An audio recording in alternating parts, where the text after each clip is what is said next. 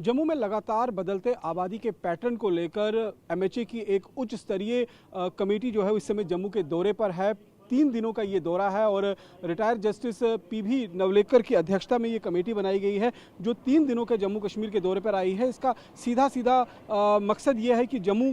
में खास तौर पर किस तरीके से आबादी के पैटर्न में बदलाव जो है वो पिछले कुछ सालों में देखने को मिला है, वो स्थिति जानकारी जो है वो यहाँ पर लेने की कोशिश की जाएगी। और ये पूरी टीम जो है वो इस समय जगती में पहुँची है और जगती में यहाँ पर आपको पहुँची, यहाँ पर कश्मीरी पंडित समाज की तरफ से उनका बाकायदा स्वागत किया जा रहा है। और यहाँ पर जितने भी टीम मेंबर्स हैं वो यहाँ पर पहुँचे हैं। सबसे पहले कल उन्होंने प्रशासनिक जो अधिकारी हैं उनसे बातचीत की है, उनसे हालात क्या हैं उसकी जानकारी जो है वो हासिल की है। और उसके बाद इस हालात जानकारी हासिल करने के बाद अब ये समझने की कोशिश की जा रही है कि दरअसल जम्मू संभाग में ये अवैध घुसपैठिए जो रोहिंग्या बांग्लादेशी नागरिक की जो मौजूदगी है वो किस तरीके से जम्मू में लगातार बढ़ती हुई नजर आई है। और खासतौर पर सीमावर्ती इलाकों से भी लोगों के अंदरूनी क्षेत्र में पहुंचने जैसे मुद्दे जो हैं वो बहुत ज़्यादा तेज़ी में हैं। जम्मू पहुंचने के बाद जो है इस पूरी कमेटी ने अगर आप देखेंगे तो एक सबसे अहम बात यह है कि कमेटी सिर्फ सरकारी फाइलों और आंकड़ों तक सीमित नहीं है, बल्कि कमेटी ग्राउंड पर भी जाकर बाकायदा ये पता लगाने की कोशिश कर रही है कि आखिरकार किस तरीके से जम्मू में पिछले काफ़ी समय से जो है वो यहाँ पर रोहिंग्या जो है वो लाकर बसाए जा रहे हैं। और जम्मू का जो पूरा पैटर्न है उसे कहीं ना कहीं चेंज करने की, आबादी का पैटर्न जो है उसे चेंज करने की एक जानबूझकर कोशिश जो है वो की गई है। और इसको राजनीतिक कहीं ना कहीं जो है एक राजनीतिक जो है उनको एक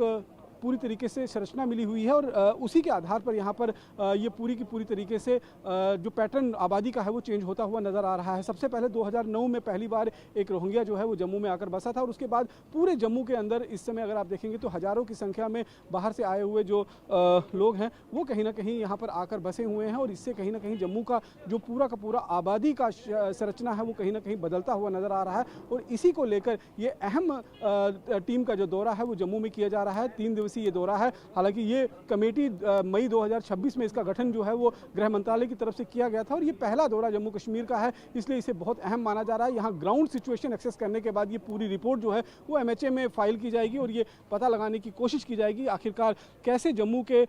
आबादी का जो संरचना है उसको पूरी तरीके से खराब करने की कोशिश जो है यहाँ पर राजनीतिक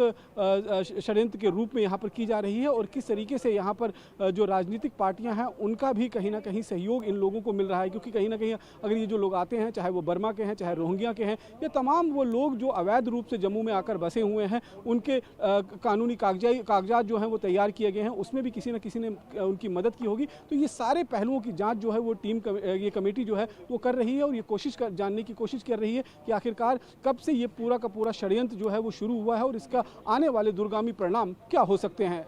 कैमरा पर्सन अनूप के साथ रमन सैनी, TV9 भारतवर्ष, जम्मू।